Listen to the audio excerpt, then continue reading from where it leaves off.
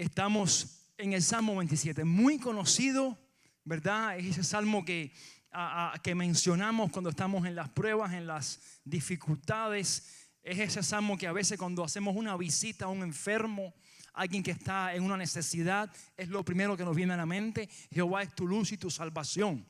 Amén. Es un salmo conocido en los creyentes y gloria a Dios por eso, porque ciertamente hay muchas promesas y es uno de los únicos salmos que comienza en el versículo 1 y termina en 14 con el nombre del Señor.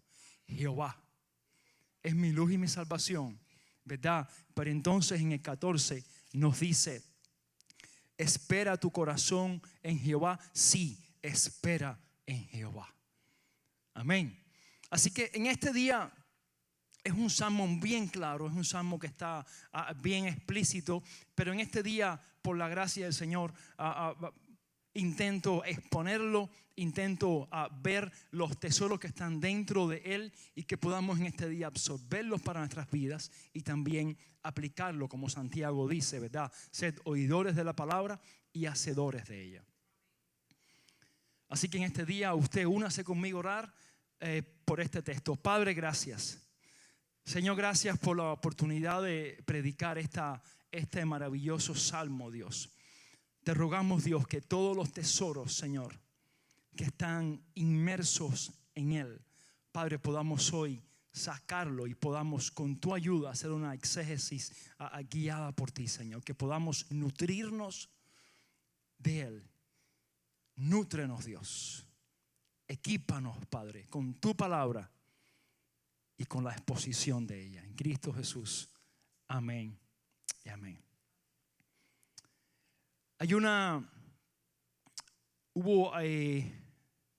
Siempre han habido grupos, sectas, movimientos que se han levantado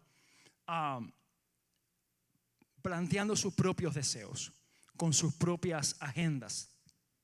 Y una de las agendas que se levantaron y que ustedes hemos escuchado y muchos de nuestros padres fueron víctimas y nosotros aún fuimos víctimas, fue los movimientos socialistas progresistas.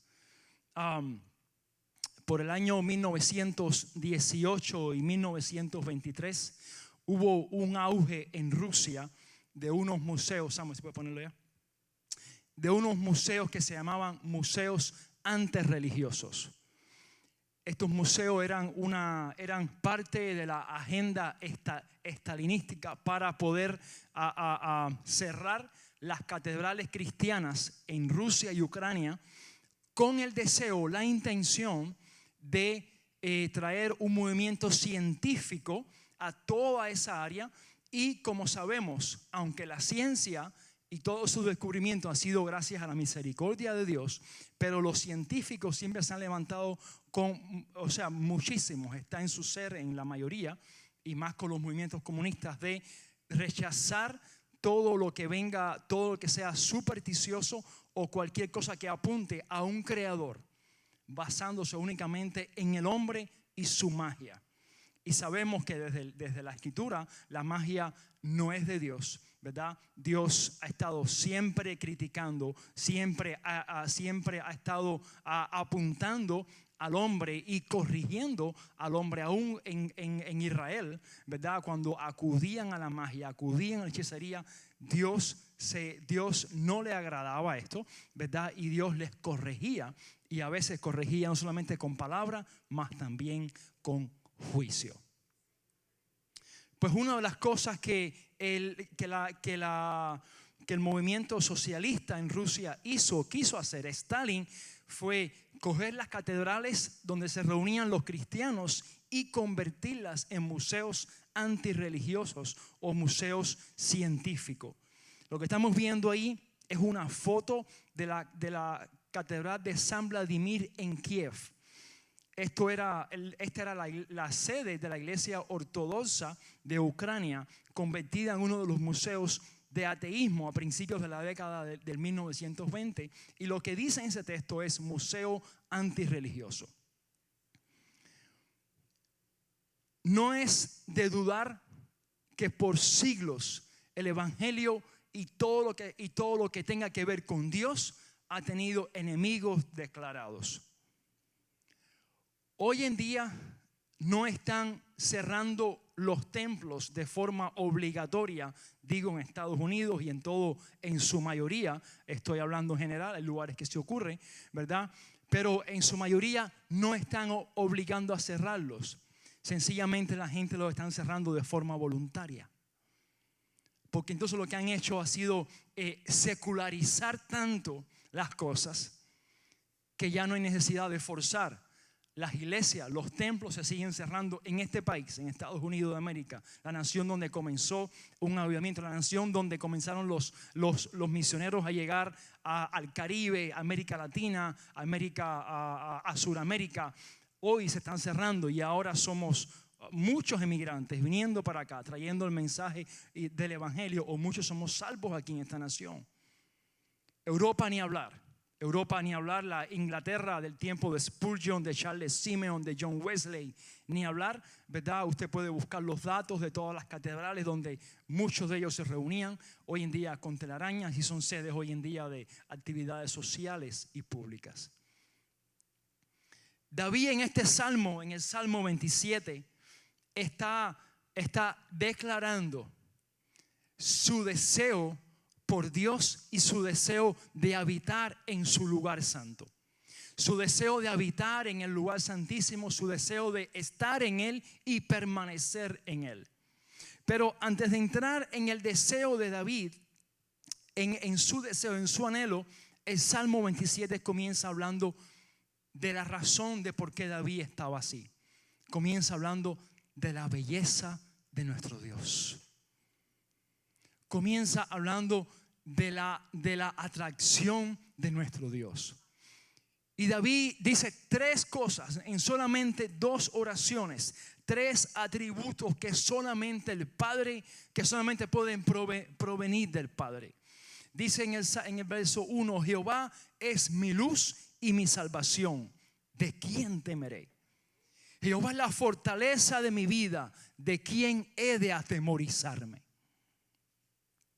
Y una de las cosas que enfrentaron los creyentes en aquel tiempo era el conflicto, el desafío de que su local estuviera cerrado, y entonces tenían ahora que enfocarse en el Dios que no habita en 4 paredes.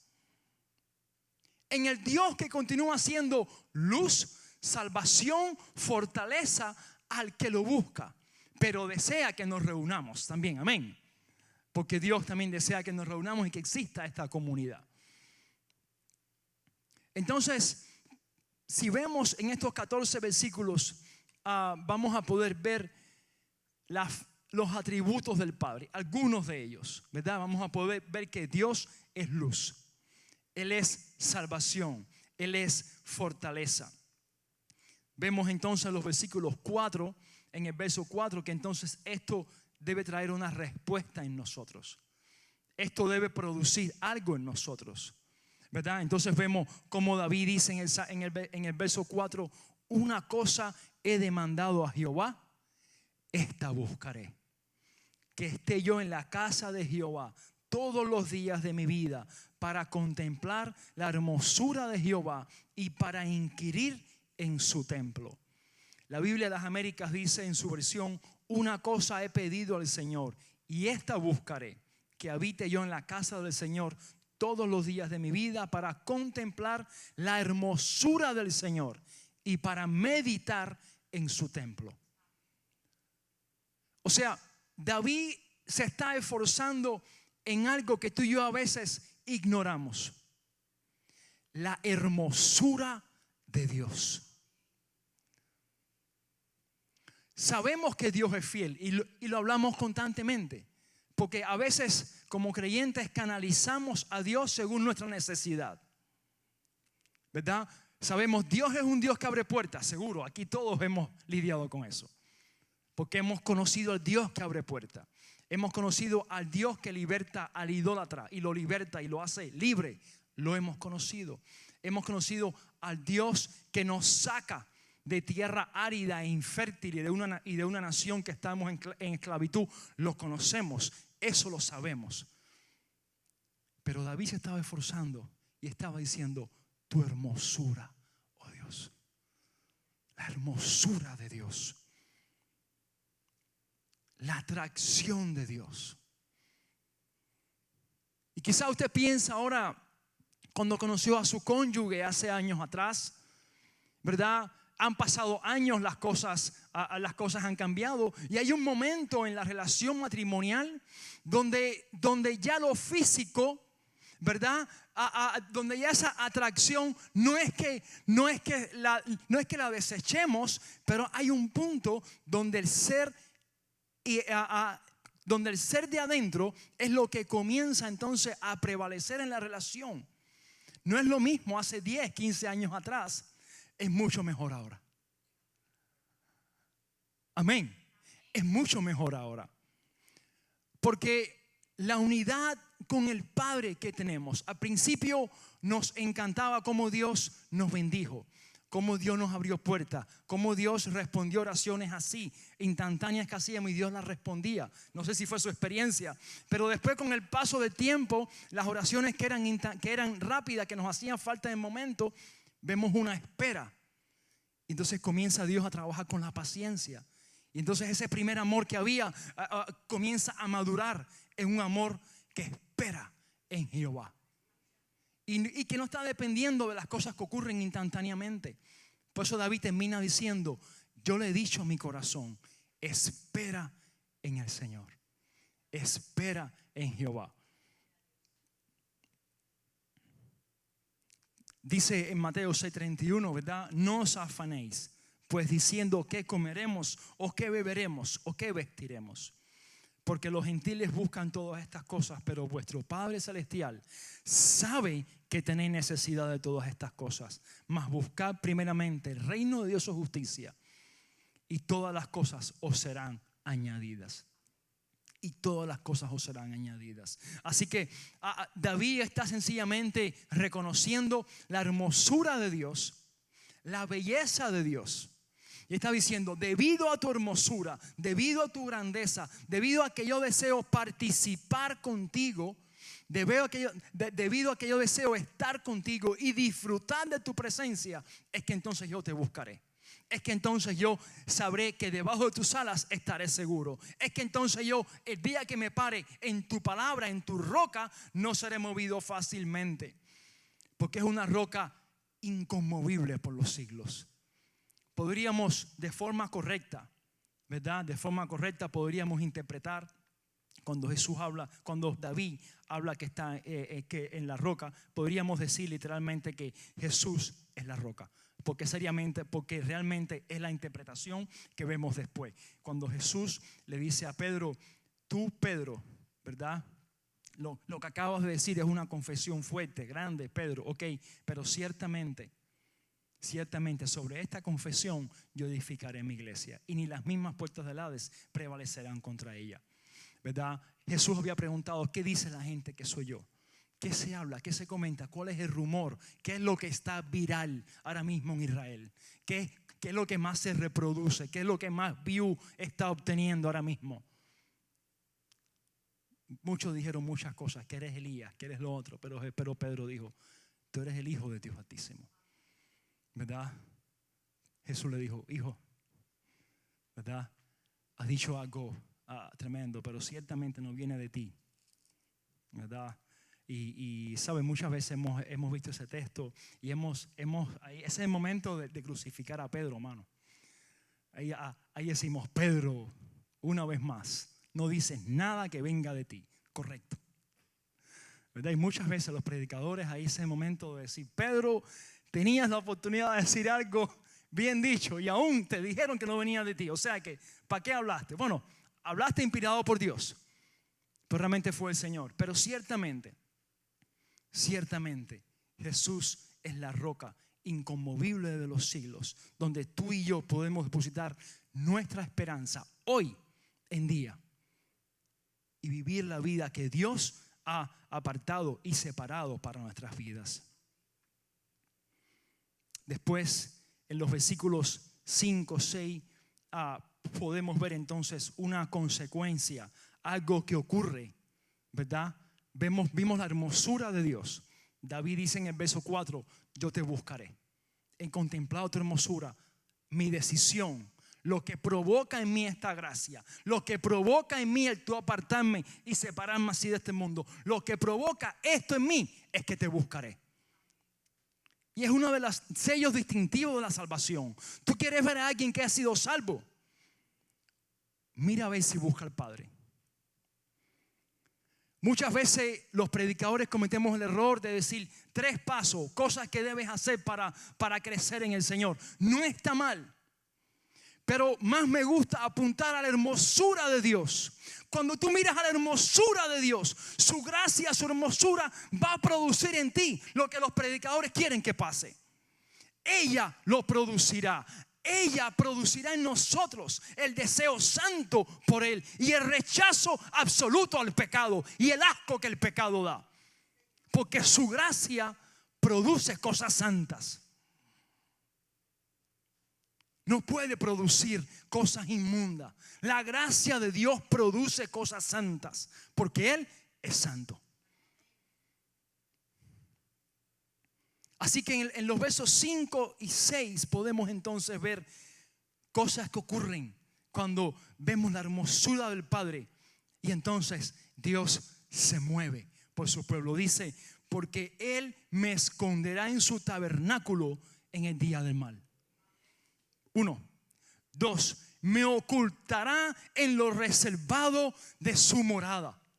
Segunda promesa. 3. Sobre una roca me pondrá en alto. 4. Luego levantará mi cabeza sobre mis enemigos que me rodean. Y yo, una vez más, algo que es producido por la hermosura y la bondad de Dios, sacrificaré en su tabernáculo sacrificios de júbilo. Cantaré y entonaré alabanzas a Jehová. Hay 3 enemigos que David menciona, que tú y yo hemos lidiado y continuamos y continuaremos lidiando con ellos. 1, en el verso 5, el día del mal. Todos tenemos un día mal, un día que ese día las noticias que recibimos no son favorables, no es lo que esperamos, no es lo que queríamos. O sencillamente no hemos recibido ninguna noticia, pero nos levantamos que ese día, hermano, tal parece que nuestro ánimo, nuestro mood, en inglés se le llama, nuestra emoción está en el suelo. Ese es un día del mal. Podría ser. Otro, en el verso 6 y en el verso 12 también lo menciona, los enemigos y los falsos testigos. Dice el salmista en el verso 12. No me entregues a la voluntad de mis enemigos, porque se han levantado contra mí falsos testigos, testigos falsos, y los que respiran crueldad. David está reconociendo que hay enemigos. Y ciertamente tú y yo tenemos enemigos declarados. Hay un mundo espiritual, ¿verdad?, que es contrario a nosotros, que es favorable a la corriente en la que vivimos, pero es contra el evangelio, es anticristo, y tú y yo estamos en este mundo, un mundo depravado, un mundo caído, apartado de Dios, ¿verdad?, caminando en el Señor para hacer luz y sal si nos mantenemos en la luz de luces y en la sal de las sales. Y David está reconociendo que la única forma de él ser librado de sus enemigos es el Señor. Dice, y un tercero enemigo que David menciona como potencial que podría pasar,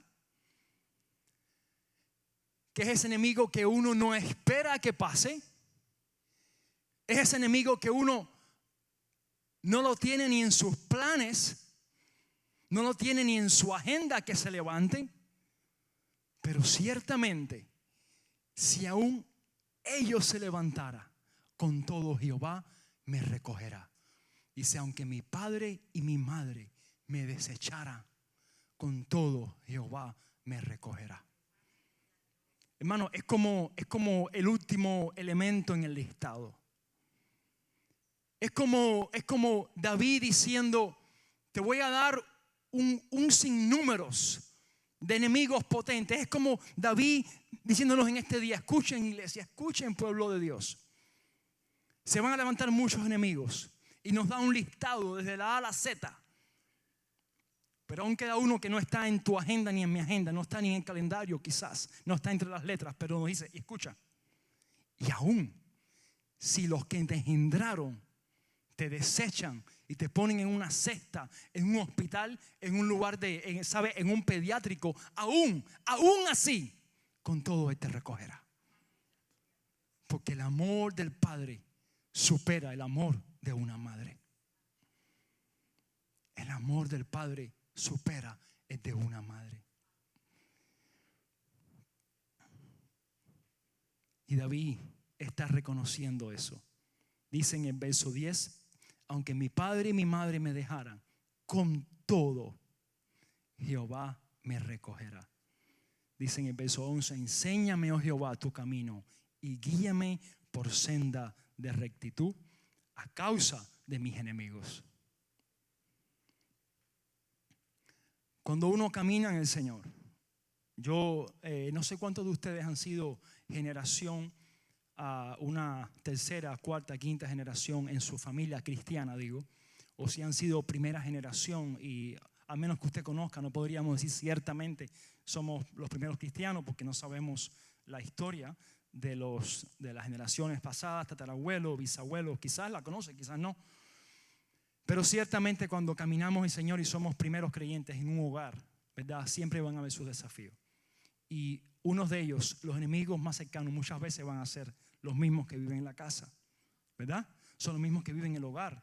Dios sabe que tenemos enemigos en el trabajo, tenemos enemigos en las escuelas, tenemos gente que desean nuestros puestos de trabajo, tenemos gente que desean los bienes que tenemos gente que están codiciando lo que tenemos, aunque muchas veces nosotros no estamos satisfechos con lo que tenemos, pero ciertamente hay gente que están deseando estar donde tú estás. Pero muchas veces los enemigos están cercanos. Y David lo sabía, David lo experimentó. Saben todos cómo se levantó Absalón. Saben todos cómo se levantaron los hijos de David. Cómo mataron a una de sus hijas, la violaron. Saben todos cómo se levantó en su misma casa. No tuvieron que venir los filisteos, los cananitas. No tuvieron que venir, sino que en su mismo hogar se levantaron. Hubo una insurrección contra David intencional. No fue algo que ocurrió de juego ni con un mensaje subliminal, no, fue intencional y declarado. Aún David está diciendo, aún de los más cercanos, líbrame, Señor. Mi esperanza está en lo que tú eres, está en quien tú eres, está en los tributos del Padre, está en los atributos del Padre. Por eso David entonces continúa después diciendo, oye, oh Jehová, mi voz con que a ti clamo. Ten misericordia de mí y respóndeme. Y respóndeme. Ten misericordia de mí y respóndeme. Y David menciona varias veces la palabra tabernáculo y templo. Hoy en día no tenemos un tabernáculo. Tenemos algo mejor. Tenemos el rey del tabernáculo que vino y tabernaculizó entre hombres malos, malvados y que rechazaban al Padre. Juan capítulo 1, 14, la palabra dice, y aquel verbo fue hecho carne. ¿Y qué dice? Los que sepan el texto. Y habitó entre nosotros, ¿verdad? ¿Y qué cosa? Y vimos su gloria. Amén. Gloria como del unigénito del Padre, lleno de ¿qué? De gracia y de verdad. Vamos a buscar ese texto en su Biblia y leerlos todos de forma unísona. Amén. Oro que tengamos la misma versión para que lo entendamos. Amén. Juan 1:14. Yo tengo la Reina Valera 60. Quizás si estás con tu Biblia encendida, puedes buscar esta versión. Si no tienes la Biblia que se enciende, tienes la que se abre, entonces bueno, ahí puedes leer esa que se abre, tu Biblia, ¿verdad? Y podamos leerlo en esta tarde. Evangelio de Juan 1:14.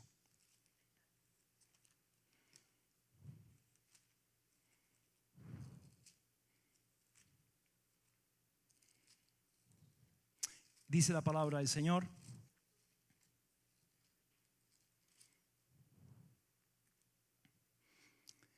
¿Estamos todos? Reina Valera, del 95 lo que tengo acá.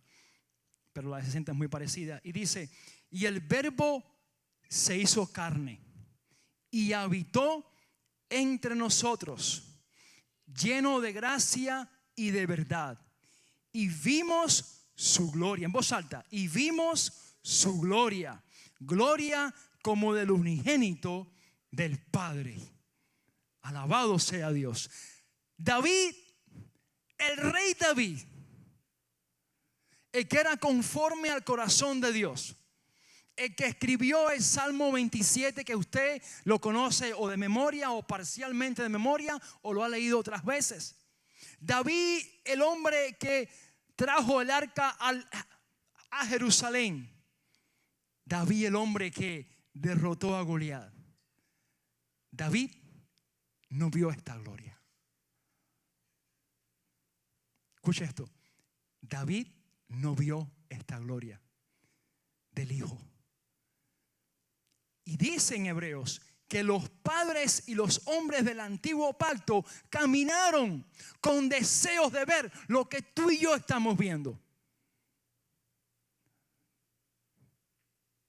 La gracia del Hijo derramada a cada hombre, mujer y niño.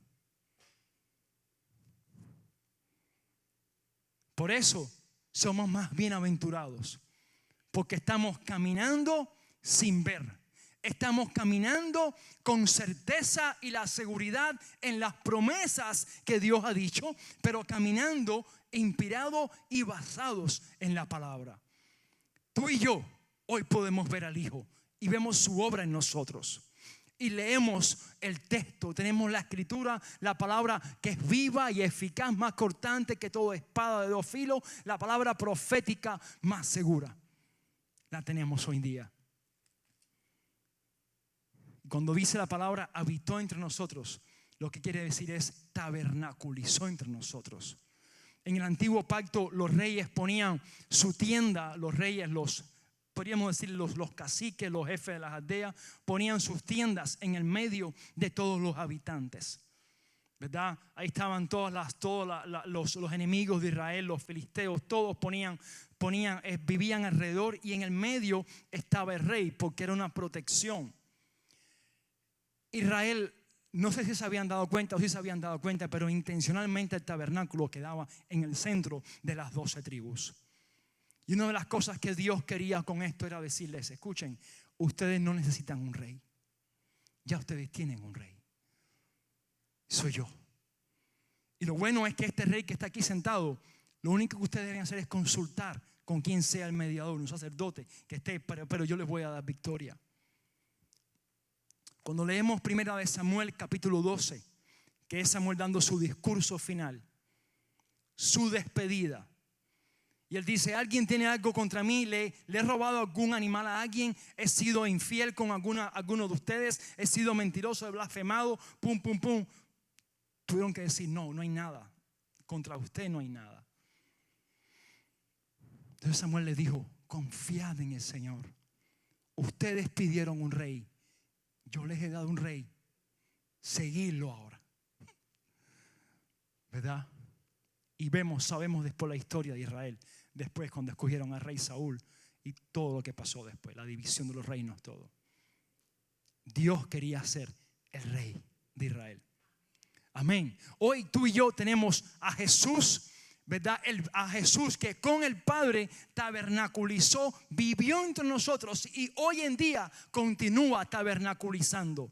No me gusta cuando cantamos a veces Jesús está pasando por aquí, ¿verdad? Y está bien, le hemos cantado, Jesús está pasando. Yo quiero que se quede. Queremos que se quede. Estamos orando a veces constantemente por una visitación. Padre, no una visitación, una permanencia de tu presencia es lo que queremos. Una permanencia y que esta permanencia que está se manifieste con poder. es lo que nos hace falta. Y que esa permanencia, porque Dios es permanente, Él está permanente, ¿verdad?, en la tierra, trabajando a través del Espíritu glorioso, trayendo arrepentimiento en aquellos que Él ha escogido de antemano. Lo que nosotros como iglesia tenemos que, Señor, guíanos, alúmbranos a aquellos que ya tú estás trabajando. Danos claridad. Veíamos estos días en el estudio de los martes por Zoom cómo Santiago dice en el capítulo 1, verso 27, porque la religión pura y sin mancha es esta: visitar a los huérfanos, a las viudas y a los huérfanos en sus tribulaciones y cuidarse puro de este mundo. Pero tú y yo queremos visitar y queremos predicar el evangelio, pero queremos convertir las vidas. Entonces ahí donde nos vemos la dificultad, porque queremos hacer lo divino cuando Dios ha dicho que lo divino depende de Él. Lo que nos toca es dar la palabra y estar ahí accesible a la gente. Santiago dice: visitarlos en sus tribulaciones, porque solamente Jehová es quien convierte, ¿qué cosa? El alma. Amén. Él solamente, pero va a convertirla si hay una proclamación. Dios en su gracia puede salvar a cualquiera de forma independiente, porque Dios así hizo con el apóstol Pablo. Pero nos ha dado la gracia de que la gente se salve por medio de la predicación del evangelio. Por eso es importante. Y los ángeles mismos desean, anhelan estar viviendo esto. Por eso les digo que David no vivió lo que tú y yo estamos viviendo hoy. Aunque nos aprendamos sus textos, aunque muchas veces digamos, yo quisiera tener su experiencia. No está mal, pero Dios, tenemos algo más grande. Y Hebreos 1 lo dice: Dios habiendo al Padre, Dios habiendo hablado muchas veces a los padres y los profetas, ¿por medio de quién? ¿Verdad? Por medio, o sea, Dios a los padres, por medio de los profetas, nos ha hablado en estos últimos días por medio del Hijo, a quien constituyó heredero de todo lo que existe y por medio de quien nos ha dado grandísimas y preciosas promesas. Dios nos ha hablado por medio del Hijo. Y esto es más glorioso que el arca del pacto. Es más glorioso aún que todas las cosas que los padres vieron. Yo muchas veces me pregunto, oye, pero ¿dónde estará el arca del pacto? Ya se sabe que al menos el arca de Noé está quizás potencialmente en Turquía, en el monte. No se sabe, pero al final, aunque sea una idea. Pero no se sabe nada sobre el arca del pacto. Pero ciertamente, hermano, Dios nos ha dado algo mucho más glorioso. Nos ha dado el Hijo. Y por medio de Él nos ha dado todas las cosas que pertenecen a la vida y a la piedad. Amén. Así que póngase bien esta tarde para juntos orar al Señor. Y poderle decir al Padre: Señor, en este tiempo, en estos momentos, escucha nuestro clamor. Porque ciertamente, aunque mi padre y mi madre me dejaran, con todo Jehová me recogerá.